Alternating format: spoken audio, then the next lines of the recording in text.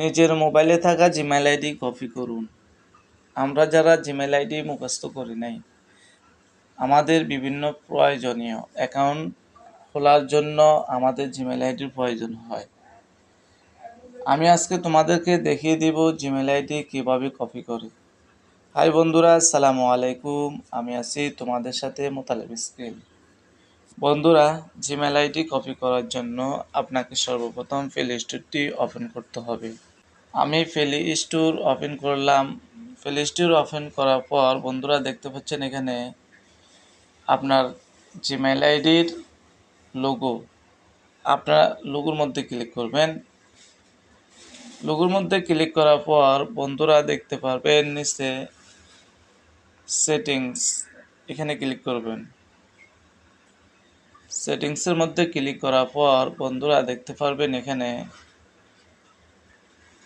General, এর মধ্যে click করবেন। এর মধ্যে ক্লিক করার পর দেখতে পারবেন বন্ধুরা এখানে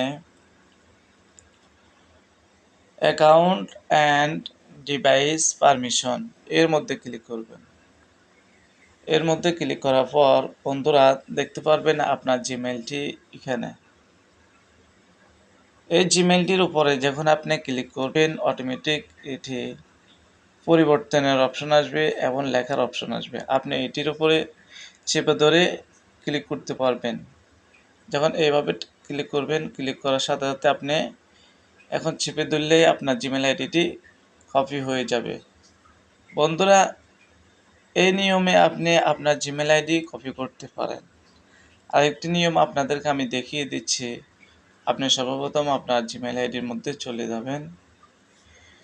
জিমেইলটি ওপেন করবেন। ওপেন করার পর আপনি যে জিমেইল আপনি কপি করতে চাচ্ছেন ওই জিমেইলের এভাবে একটি স্ক্রিনশট নেবেন। স্ক্রিনশট নেওয়ার পর আপনি কি করবেন, গুগল ওপেন করবেন। গুগলটি ওপেন করার পর আপনি এইভাবে গ্যালারির মধ্যে ক্লিক করবেন। গ্যালারির মধ্যে ক্লিক করার পর আপনি আবারও ছবিটির উপরে ক্লিক করবেন।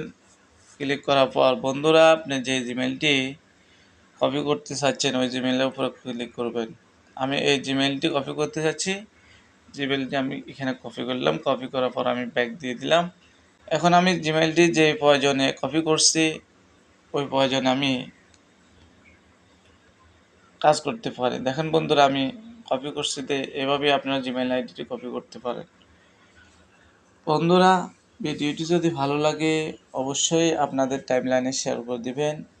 অনেক অজানা বন্ধুগণ জানে না, তাদেরকে জানার সুযোগ করে দেন। ভালো থাকবেন। আল্লাহ হাফেজ। আসসালামু আলাইকুম ওয়া রাহমাতুল্লাহ।